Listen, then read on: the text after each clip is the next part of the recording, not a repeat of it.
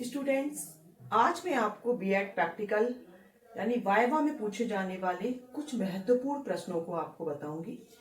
इससे पहले भी मैंने एक वीडियो बनाया था जिसमें भी मैंने कुछ महत्वपूर्ण प्रश्न बताए थे जो वाइवा में अक्सर पूछे जाते हैं। आज उसका सेकंड पार्ट है। पहला प्रश्न है, शिक्षण सहायक सामग्री क्या होती है, जिसे आप TLM कहते हैं। ठीक है, शिक्षण सहायक सामग्री जैसा कि इसके नाम से स्पष्ट है, शिक्षक के पढ़ाने में सहायता करने वाली सामग्रियां शिक्षण सहायक सामग्री हैं। जैसे कि ये व्हाइट बोर्ड या ब्लैक बोर्ड कक्षाओं में होता है, वो शिक्षक की सहायता करता है। पाठ्य पुस्तक है, वो शिक्षण में सहायक होती है।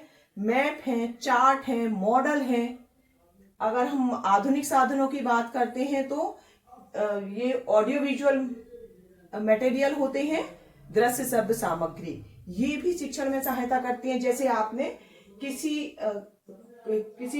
पाठ्य वस्तु को समझाने के लिए, किसी कंटेंट को समझाने के लिए आपने कोई क्लिपिंग दिखा दी है, कोई एक ऑडियो सुना दिया है, या आपने कोई पिक्चर दिखाई है, या आपने कोई चार्ट लगा दिया, या आपने उसे वर्किंग मॉडल में आपने कोई चीज, किसी चीज की प्रक्रिया दिखा दी है विज्ञान में, तो ये सारी चीजें क्या है, शिक्षण सहायक सामग्री।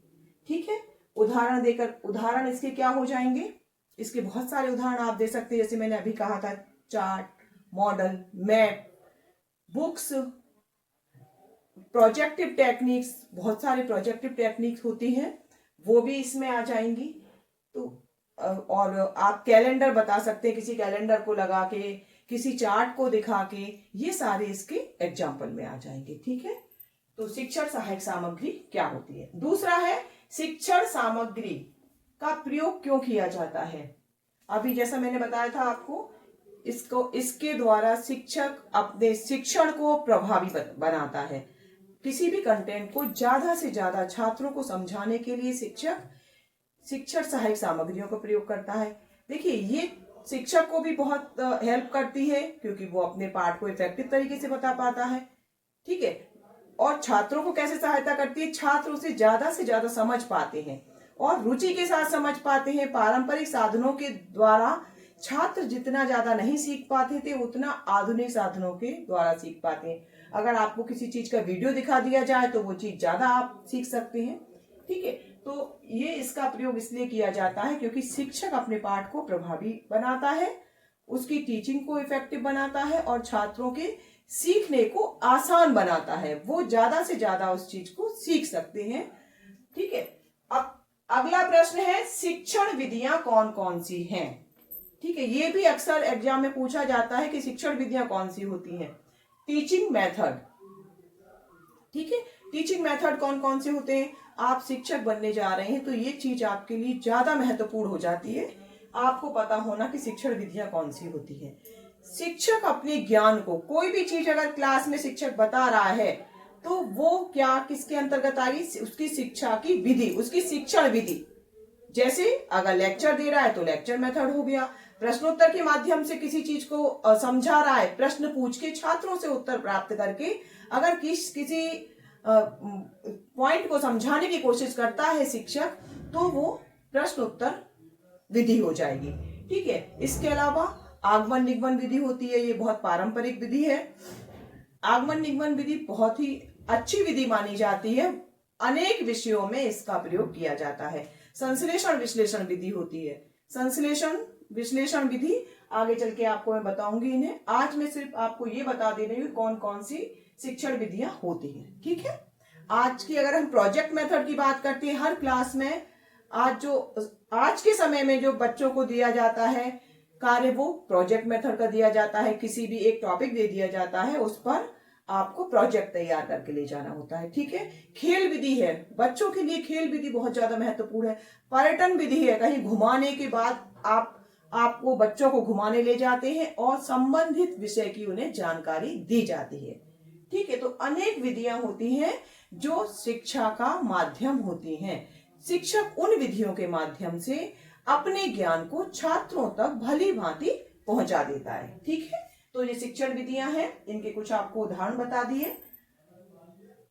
अब आपसे शिक्षक ये भी पूछ सकता है एग्जामिनर कि आपका विषय क्या है और उस विषय को पढ़ाने के लिए कौन सी विधि सर्वोत्तम है।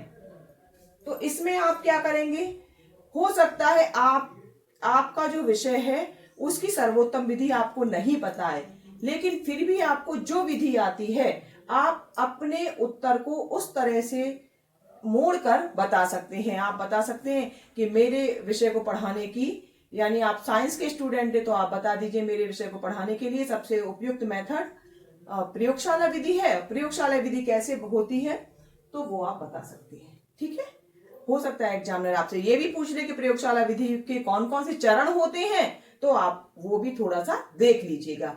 एक टीचिंग मेथड आपको पूरी तरह से आना चाहिए जब भी आप एग्जाम देने जाते हैं। वाइवा में अक्सर शिक्षक यही पूछते हैं कि शिक्षण विधियां कौन सी होती हैं, आपके विषय को पढ़ाने की सबसे सर्वोत्तम विधि कौन सी है, और उसके चरण भी कभी कभी पूछ लेते हैं, उसके स्टेप कौन कौन से हैं। ठीक है बच्चों, अब है ये भी देखिए, शिक्षण विधियों से संबंधित प्रश्न आगे दिया है, आगमन निगमन विधियां क्या है। ठीक है, इन दोनों में अंतर क्या है, पहले तो आपको ये पता होना चाहिए कि आगमन निगमन विधि क्या है। ये देखिए बहुत ही पारंपरिक विधि है शिक्षा प्रदान करने की, शिक्षक को बहुत पसंद होती है ये विधि। आगमन निगमन विधियां क्या है, आगमन निगमन एक दूसरे की पूरक विधियां हैं। देखिए आपने अभी तक जो ज्ञान प्राप्त किया उसमें अधिकांश ज्ञान आपने आगमन निगमन विधि से प्राप्त किया है। जैसे आपने छोटी कक्षाओं में पढ़ा होगा संज्ञा क्या होती है। ठीक है, शिक्षक हमारी कक्षाओं में ऐसे ही पढ़ाते थे कि बताइए बेटा आपका नाम क्या है, आपके हाथ में क्या है, पुस्तक है, तो व्यक्ति का नाम, वस्तु का नाम, आप किस शहर में रहते हैं, शहर का नाम। जब हम उदाहरणों के द्वारा किसी एक सामान्यकरण पर आते हैं, किसी नियम पर आते हैं, तो वो है आगमन विधि। याद करने के लिए आप ऊ से उदाहरण और आ से आगमन ऐसे लिंक बना के याद कर सकते हैं, क्योंकि बहुत ज्यादा कंफ्यूजन हो जाता है कि कौन सी आगमन विधि है कौन सी निगमन। जब उदाहरण से हम सामान्यकरण की ओर जाते हैं तो कौन सी विधि होती है, वो आगमन विधि। और निगमन विधि क्या होती है, इसके बिल्कुल अपोजिट। जब किसी नियम को हम पहले बता देते हैं, पहले हम नियम बताते हैं, उसके बाद उस नियम को सत्यापित करने के लिए बहुत सारे उदाहरण देते हैं। ठीक है, जैसे अभी मैंने आपको संज्ञा की परिभाषा बताई थी, उदाहरण दे दिए बहुत सारे, व्यक्ति के, वस्तु के, स्थान के, इन सब के उदाहरण के द्वारा बता दिया कि इन सब के नाम को संज्ञा कहते हैं। अगर यही चीज हम निगमन विधि से पढ़ाएंगे तो क्या करेंगे, किसी भी व्यक्ति, वस्तु, स्थान, भाव आदि के नाम को संज्ञा कहते हैं। तो पहले नियम बना दिया, उसके बाद हमने उदाहरणों के द्वारा उसे सिद्ध कर दिया कि बहुत सारे नाम बता दिए, व्यक्ति के नाम बता दिए, वस्तुओं के नाम बता दिए, स्थान के नाम बता दिए कि इन सभी को संज्ञा कहा जाता है। तो वही चीज है, उदाहरणों के द्वारा हम नियमन पर आएंगे तो आगमन विधि, और नियम के द्वारा हम उदाहरण देंगे तो वो है आगमन विधि। और दोनों विधियों के प्रतिपादक कौन है, अरस्तु महोदय। ठीक है, अरस्तु की ये दोनों विधियां मानी जाती हैं, आगमन और निगमन, अक्सर एग्जाम में पूछी जाती है। ठीक है, अब है सूक्ष्म शिक्षण का शिक्षक शिक्षा में क्या महत्व है। सूक्ष्म शिक्षण, जैसे कि इसके नाम से पता चल रहा है, सूक्ष्म में इसमें समय भी कम होता है, स्टूडेंट भी कम होते हैं, कंटेंट भी इसमें बहुत छोटा लिया जाता है, लगभग 5 मिनट के। ठीक है, और इसमें एक शिक्षण कौशल का अभ्यास करवाया जाता है, स्किल का। एक ही स्किल होती है, जैसे बहुत सारी स्किल होती हैं, जैसे प्रस्तावना कौशल है, प्रश्न कौशल है, और इसमें ये भी एक दिया हुआ है रीइंफोर्समेंट स्किल है, उद्दीपन परिवर्तन है, व्याख्यान कौशल है, दृष्टांत कौशल है। इन सभी कौशलों में से एक कौशल का अभ्यास एक बार में करवाया जाता है, इसलिए इसका सूक्ष्म शिक्षण कहते हैं। सूक्ष्म शिक्षण का शिक्षक शिक्षा में क्या महत्व है, देखिए जब छोटे छोटे पाठ में शिक्षक अभ्यास करता है, उनमें अपनी मास्टरी करता है, जैसे उसने प्रश्न कौशल में बहुत सारे प्लान बनाए और उससे पढ़ाएगा तो उसे प्रश्न कौशल में अभ्यास हो जाएगा। ब्लैक बोर्ड स्किल के जब वो बहुत सारे लेसन बनाएगा और पढ़ाएगा क्लास में तो उसका श्यामपट्ट कौशल का अभ्यास हो जाएगा। ऐसे एक एक कौशल का अभ्यास शिक्षक करता है, जिससे उसे अपने पढ़ाने में निपुणता आती है, परफेक्शन आता है और वो वास्तविक कक्षाओं में जाने के लिए तैयार हो जाता है। जब वो स्कूल में जाएगा तो जो पूरा पाठ पढ़ाएगा, 35-40 मिनट का पीरियड होता है, तो इन्हीं छोटी छोटी स्किल के द्वारा, इन्हीं कौशलों के द्वारा वो अपनी बड़ी पाठ योजना को पढ़ा पाएगा। ठीक है, तो इसका क्या महत्व है? जब वो वास्तविक कक्षाओं में जाएगा, स्कूल में टीचिंग करने जब शिक्षक जाएगा तो उसे डर नहीं लगेगा और वो अपने सारे शिक्षण के जो कौशल हैं उसमें परफेक्ट हो जाएगा। ठीक है, अब आपके महाविद्यालय में सूक्ष्म शिक्षण में कौन कौन से कौशलों का अभ्यास कराया गया? देखिए, महत्वपूर्ण अगर शिक्षण कौशलों की बात करते हैं तो 5 या 6 हर कॉलेज में बताए जाते हैं। ठीक है, वैसे शिक्षण कौशल 12 या कहीं कहीं 13 भी दिए हुए, 13 शिक्षण कौशल हैं, लेकिन किसी भी कॉलेज में इतने सारे कौशल न पढ़ाकर 5 या 6 शिक्षण कौशलों का अभ्यास कराया जाता है। ठीक है, तो वही आपके कॉलेज में कराए जाते होंगे। सबसे पहले प्रस्तावना कौशल बहुत जरूरी है, ब्लैक बोर्ड स्किल है, प्रश्नोत्तर कौशल है, क्वेश्चनायर है, प्रश्नोत्तर।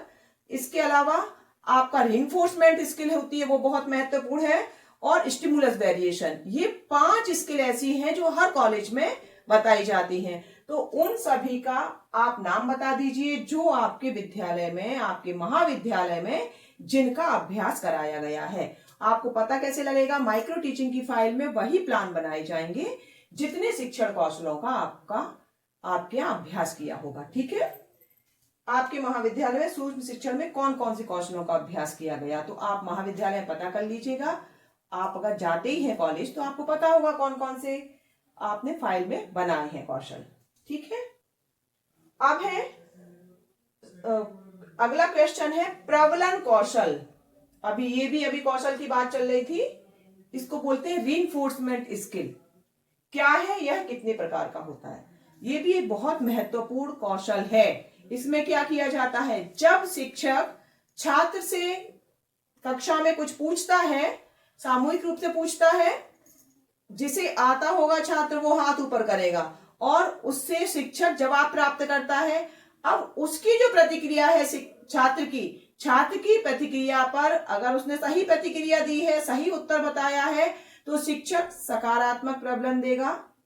जो भी शिक्षक की प्रक्रिया है वही है प्रबलन कौशल। शिक्षक क्या करता है? शाबाश, बहुत बढ़िया, ये देखिए इस बच्चे ने बहुत सही जवाब दिया है, तो ये किसके अंतर्गत आएगा? ये सारा प्रबलन कौशल या रीइंफोर्समेंट स्किल के अंतर्गत आएगा। ठीक है, अब ये भी 2 प्रकार का होता है। अगर छात्र ने प्रक्रिया सही दी है, सकारात्मक दी है, तो शिक्षक की जो प्रतिक्रिया होगी वो भी सकारात्मक होगी, वो शाबाश बोलेगा। अगर उत्तर गलत है, गलत उत्तर पर शिक्षक आपको पॉजिटिव रीइंफोर्समेंट तो नहीं देगा, वो गर्दन हिलाएगा, नहीं गलत है, या कह देगा नहीं बेटा गलत है, आप बैठ जाइए, किसी दूसरे से पूछते हैं। ठीक है, तो ये प्रबलन कौशल रीइंफोर्समेंट स्किल 2 प्रकार का होता है, सकारात्मक और नकारात्मक। ये प्रतिक्रिया किसकी होती है? शिक्षक की दी जाने वाली प्रतिक्रिया है प्रबलन कौशल या रीइंफोर्समेंट स्किल। ठीक है, आपको बताइए 2 प्रकार की होती है, पॉजिटिव और नेगेटिव। ज्यादातर पॉजिटिव रीइंफोर्समेंट दिया जाता है, नेगेटिव अवॉइड किया जाता है, जिससे कि छात्रों का उत्साह कम ना हो। ठीक है, ये है। अब इसमें हम ये देखते हैं कि ये भी 2 प्रकार का होता है, एक तो सकारात्मक नकारात्मक होता है, और ये अपने जो कौशल स्किल है वो अपने उसका प्रकार देखा जाए तो वो एक शाब्दिक भी होता है। शिक्षक के ऊपर है कि वो शाब्दिक प्रबलन दे रहा है या वो अशाब्दिक दे रहा है, वर्बल और नॉन वर्बल। अगर उसने गर्दन हिला दी तो वो नॉन वर्बल हो गई, अगर वो मुंह से बोलकर प्रतिक्रिया दे रहा है तो वो वर्बल। ठीक है, ये 2 तरह का होता है। अब अगला होगा आपकी इंटर्नशिप कहाँ हुई है, इससे संबंधित जानकारी आपसे एग्जामिनर पूछ सकता है। आप सभी जानते हैं फर्स्ट ईयर और सेकेंड ईयर दोनों में ही आपको किसी स्कूल में जाना होता है। फर्स्ट ईयर में आपका इंटर्नशिप होता है और सेकेंड ईयर में आपकी टीचिंग होती है। ठीक है, तो आपसे ये पूछा जा सकता है, चाहे आप फर्स्ट ईयर के हो या सेकेंड ईयर के, कि आपकी इंटर्नशिप कहाँ हुई है। भाई वो स्कूल आपसे स्कूल का नाम पूछेगा, वहां के प्रिंसिपल का नाम पूछ सकता है, वहां से किसी स्टाफ का भी नाम पूछ सकता है। ठीक है, इसके अलावा ऑफिस में कौन कौन से रजिस्टर थे, कौन कौन सी फाइलें थी, उनके बारे में पूछ सकता है कि वो रजिस्टर कैसे बनाए गए हैं। जितने भी डॉक्यूमेंट ऑफिस में होते हैं उनमें से किसी को भी बनाना पूछ सकता है आपसे। ठीक है, और सुबह जब से क्लासेस स्टार्ट होती हैं प्रेयर से लेकर छुट्टी के टाइम तक आपसे वो पूरा टाइम टेबल पूछ सकता है। तो इसके लिए आप तैयार रहें।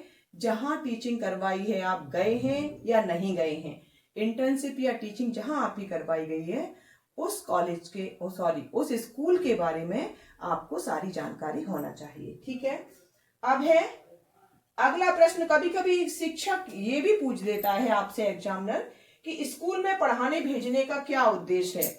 आपको कॉलेज से स्कूल में भेजा गया, इसका क्या उद्देश्य, क्यों भेजा गया है, तो आप क्या बताएंगे? इससे आपको क्या लाभ हुआ? जब छात्रों को भेजा जा रहा है स्कूल में पढ़ाने के लिए, उससे क्या लाभ है? क्योंकि हमें कहाँ के लिए तैयार किया जा रहा है? कोई भी भावी शिक्षक है वो कहाँ पढ़ाएगा जाके? स्कूल में।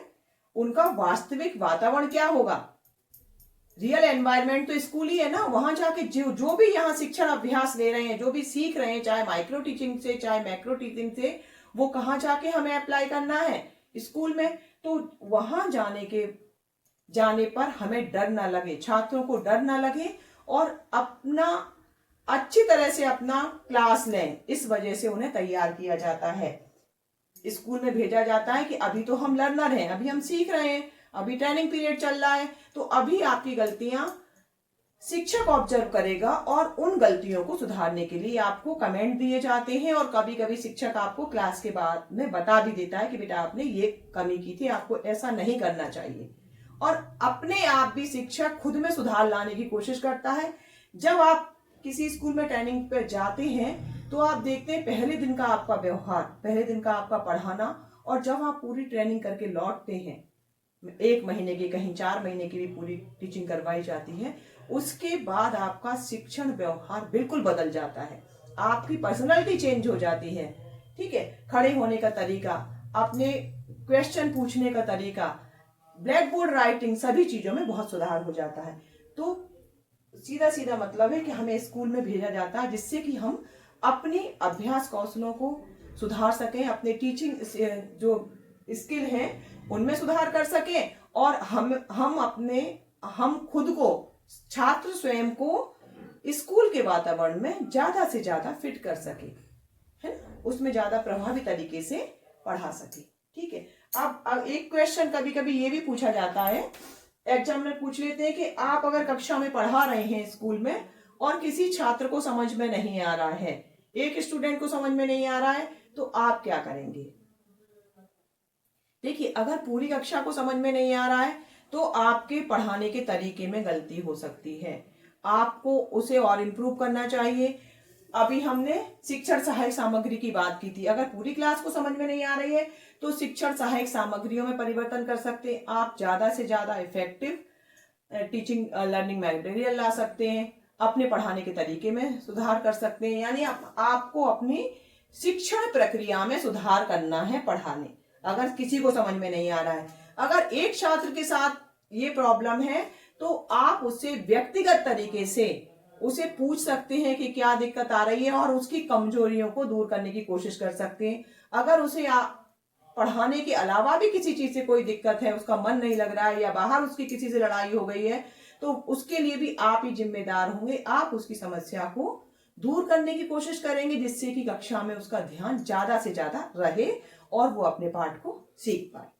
ठीक है, तो आज मैंने ये कुछ प्रश्न लिए थे आपको समझाने के लिए। एक अगले वीडियो में बनाऊंगी जिसमें और जो बचे हुए कुछ महत्वपूर्ण प्रश्न हैं जो अभी पढ़ाते पढ़ाते मेरे दिमाग में आए हैं, उनके लिए एक वीडियो बनाऊंगी।